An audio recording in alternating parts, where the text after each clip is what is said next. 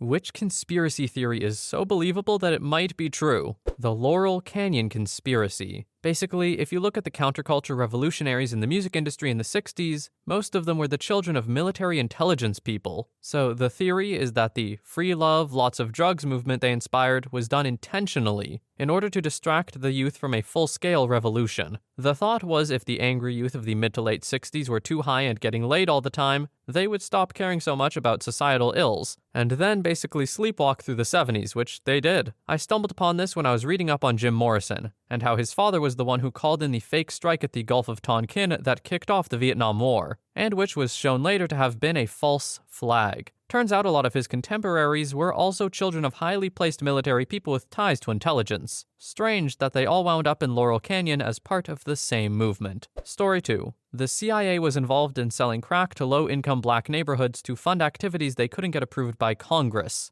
I mean, I'm pretty sure most people believe there was some involvement, and it's just a matter of degree. But I think they were nuts deep in directly smuggling and selling crack through intermediaries to black communities with full knowledge of the Justice Department and executive branch. Story 3. Denver International Airport. Secret bunker, giant cult shrine, and potential concentration camp. There are a lot of conspiracy theories revolving around the Denver airport. I'll try to touch on all of the ones I know, but forgive me if I miss a few. There's no doubt that there are some odd things about the airport, from the delayed construction, to the massive cost, to the odd choice of decorations. Opening on February 28, 1995, 16 months behind schedule and at double the cost of the original estimate. Denver International Airport is the largest airport in the U.S. by total land area, 33,531 acres. Not long after it opened, wild conspiracy theories began to float around. One major theory is that there is a massive underground bunker that was built for the world's elite in the event of an apocalyptic event. Another is that there is a massive facility underneath that was built to be used as a concentration camp in the future. Some people believe that the reason for the delay in the schedule was due to the construction of said underground bunkers and tunnels. Supposedly, a construction worker claims that they buried 5 multi-story buildings underneath and built the airport on top of it. Aside from the construction theories, there are plenty of things inside of the airport that are just plain odd. One thing mentioned often is the large Mustang statue outside of the airport named Blucifer, a large blue horse with red eyes that supposedly represents one of the 4 horsemen of the apocalypse,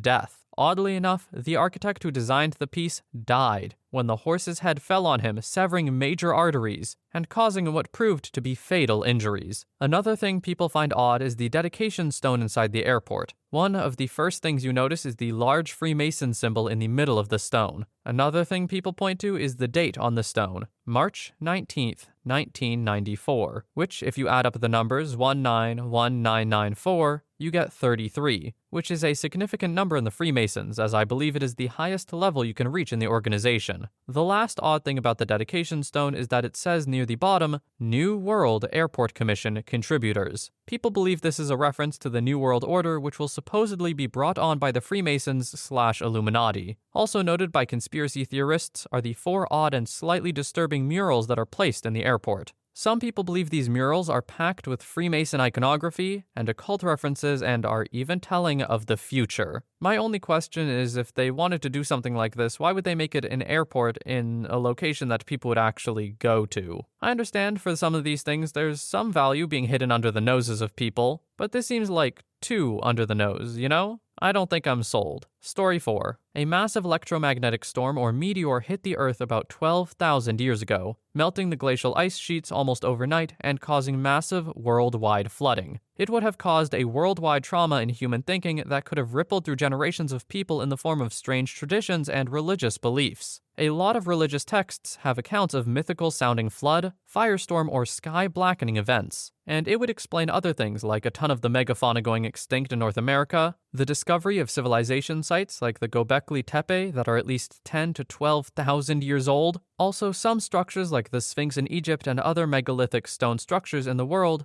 Plato's account of Atlantis being wiped out, and details that make it seem like the Reshat structure might be a really good candidate for the location of an actual place. My favorite rabbit hole by far. Edit. For all those wondering, I'm mostly just referring to the Younger Dryas impact hypothesis, or the theory put forward by Robert Schoch detailing a possible solar maximum that created chaotic electrical storms. Also, look up videos from the geologist Randall Carlson. He has some great details about the ice core data and some satellite images of spots in the world that look like they've been marred by mega tsunamis in geologically recent history. John Anthony West has some pretty good info about Egyptians and rethinking what a lot of their records suggest. Graham Hancock is fun for speculation about the possible civilization pre-flood, and why he thinks some monuments are way older than we currently guess. All of them have been interviewed on JRE Podcast at least once and are excellent with any adult substance of choice in responsible amounts. As far as Atlantis goes, I know the commonly accepted theory is that Plato was talking about a fictional place. A couple of comments are saying he explicitly stated that in the book. I don't remember that part, but it's been a while, so I'll double check. But there are older maps that show Atlantis in the northwest part of Africa right below the Atlas Mountains. Near there is a natural formation called the Rishat Structure, or the Eye of the Sahara. It looks pretty interesting in Google Earth. It is not too hard to imagine before a large climate shift/catastrophe that its lower-lying rings could have been filled up with water and connected to a waterway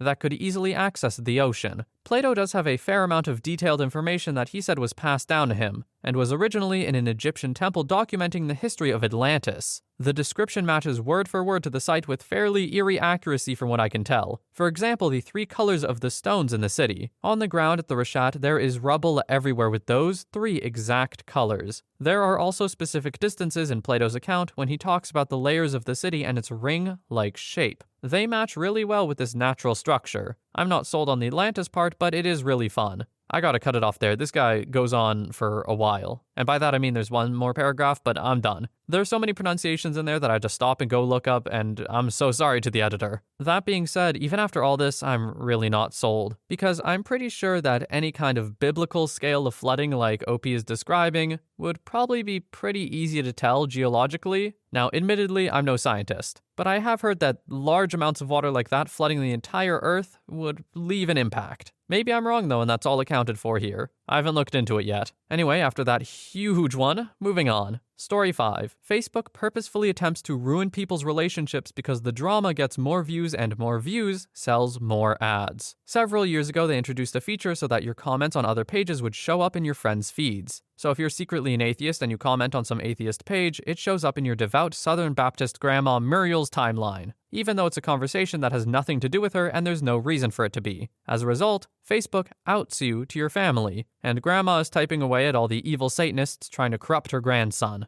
And if you comment on a public post, it's unavoidable. You used to be able to control who could see your comments even on public posts by other pages. But at the same time, Facebook introduced their tattletale feature. They took that ability away. Now, if they were to stumble across the same page, they would be able to see your comment. But after that change, Facebook started pointing everybody you know directly to it. Not to mention the privacy settings are difficult to find, difficult to understand, and with each passing year gives you less and less control over who sees what. By forcibly combining everybody's social circles, Facebook is trying to generate conflict. They want to generate conflict because the conflict happens on Facebook, which means people logging onto Facebook more often and seeing more ads. They're essentially an internet tabloid, except instead of showcasing the personal drama of celebrities for clicks and sales, they're doing it to you instead. Ever notice how the vast majority of family drama, relationship fights, etc. these days happens on Facebook? That's by design. Facebook is literally destroying the social fabric to make a buck, consuming relationship stability like it's an oil refinery consuming crude. Now this one I can get behind. I'm not entirely sold on the reasoning, but it is true that Facebook does some crazy things. Lack of privacy settings or taking away privacy settings? Absolutely. Facebook sending your comments to other people's feeds is also weird. It does seem like they're trying to start stuff sometimes. And it would make sense. How else do they make money? Story 6. That William Shakespeare never wrote any of the works that have been attributed to him. I don't think I believe the theory 100%, but the lack of evidence to support him as a writer is amusing. William Shakespeare was born, lived, and died in a small town that consisted of not much more than sheep farmers. His father made sheepskin gloves. Certainly not the life that would have contributed to the knowledge of many of the royal topics of Shakespeare's works. Surely the true author of Shakespeare's works would have had the means to travel, and to learn all of the worldly topics that his works were based on. We do know that he did own the Globe Theatre, and that he did work there as an actor. There is no record of his attendance at any schools. He was raised in an illiterate household. Both of his parents signed all legal documents with a mark, a sign of illiteracy. There are 6 surviving signatures of Shakespeare. All of them look as if a 4-year-old wrote them.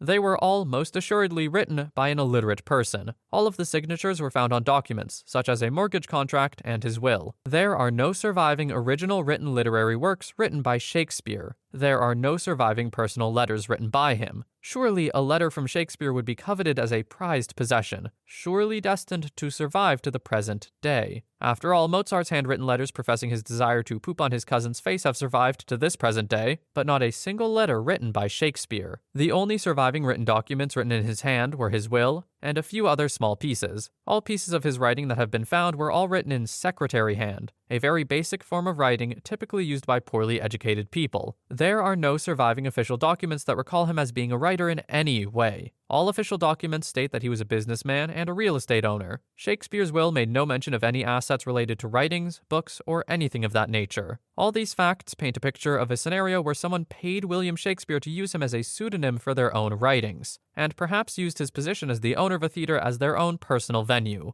The best theory about the authorship was Edward de Vere, 17th Earl of Oxford. He was well known to be a gifted poet and playwright. He was also known to sponsor companies of actors, and he was a patron of some of the most well-known theatres. Oxford would not have been at liberty to write about the topics found in Shakespeare's works. The only compelling evidence that I've heard from Shakespeare's supporters are anecdotes written years after his death by people who knew Shakespeare and referring to him as a writer. I don't find this compelling at all. If Shakespeare made an arrangement to act as the author of someone else's works, surely such an arrangement would require Shakespeare to lie to everyone. I'm certain that all his friends thought he was a writer. Story 7. The song Tick-Tock, as performed by Kesha, was written by a guy named Benny Blanco. Its lyrics include the line, "We kick them to the curb unless they look like Mick Jagger." That's a bit strange, right? Mick Jagger wasn't exactly at the height of his attractiveness when this piece in question came out. Stranger still, it wasn't the only popular song to paint the man in a pleasant light. Moves Like Jagger, performed by Maroon 5, was released around the same time,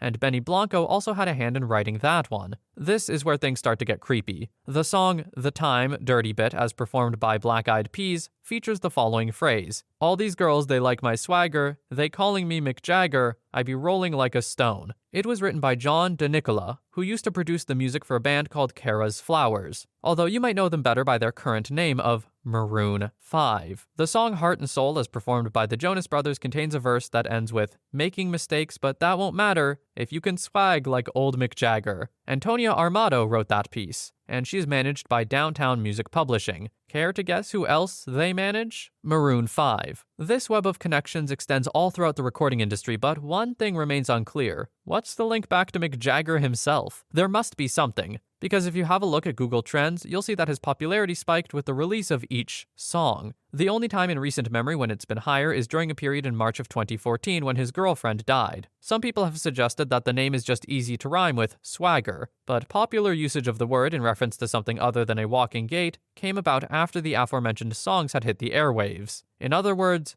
Jagger prompted swagger, not the other way around. Why does there seem to be a cabal of artists trying to artificially inflate the performer's appeal and popularity? What benefit is there in promoting an aging rock star? Who is actually behind this trend? In order to answer those questions, we need to turn to Vivendi. This is a company which owns a lot of stuff. Their subsidiaries include Dailymotion, Ubisoft, Gameloft, and the Universal Music Group. The Rolling Stones signed to Universal Music in 2008. In 2010, all of the songs listed above were released. Look at those Google Trends again. 2008 marked Mick Jagger's lowest ever dip in popularity, and the slump continued until February of 2010, right after Tick-Tock became the most popular song on the radio. In September of that same year, the Rolling Stones re-released their Rare concert movie, securing the #1 spot on 4 different countries' charts, the US and the UK being 2 of them, second place on 4 more, and a double platinum certification in Canada. Strangely enough, though, the only other place besides the United States where platinum status was achieved was in France, which is where Vivendi is located. What if all of this was carefully planned and executed? What if there's a shadowy organization that's intent on promoting Mick Jagger for their own profit? What if I just made all of this up on a whim, and just found whatever tenuous evidence I could to support it?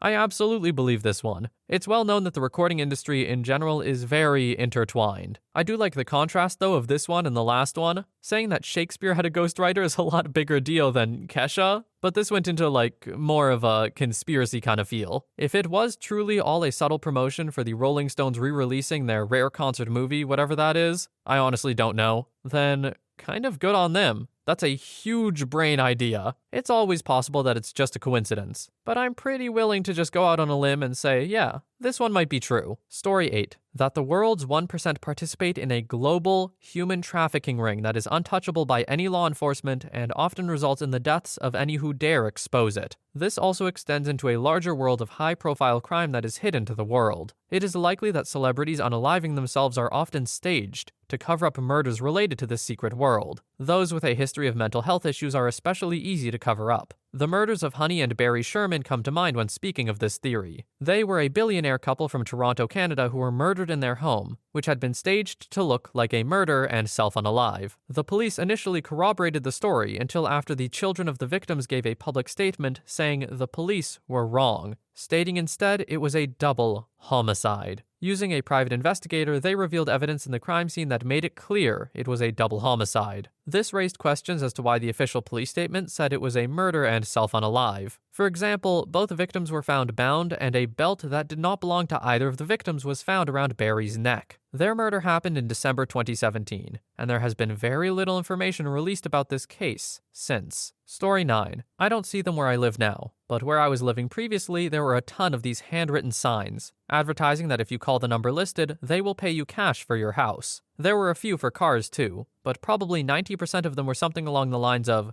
"We buy houses for cash with a number listed." No more context than that. They were all sloppily handwritten in black mark with the phone number being the biggest thing on the sign. I fully believe that they were posted to initiate some kind of secret meeting. They would all pop up at once just everywhere, and then most would disappear a few weeks later and then pop up again in a month or two after that. The signs were so ugly that you would have to be a complete idiot to think they were legit, so maybe they were just scamming and trying to Nigerian prince it. If this is a kind of scam, I have never seen a sign like this. If you've seen a sign like this, let me know in the comments, because this is weird. I wonder what the purpose was behind those signs, because if it's a scam, people aren't likely to fall for that kind of scam when it's, I don't know. I was going to say that obvious, but that is a part of scams too, to make it obvious so that people fall for it only who will go all the way through with it, so you don't waste your time. As the scammer, I mean. Anyway, it is very strange. An offer for cash for a house too is just weird. Anyway, a lot of these stories were very long, so we didn't get through many of them today, but that's going to be the end of the video. At the very least, I hope you heard some stuff that piqued your interest and maybe has you Googling some things now. I also hope that you have a wonderful day or night wherever you are, and I'll see you in the next one.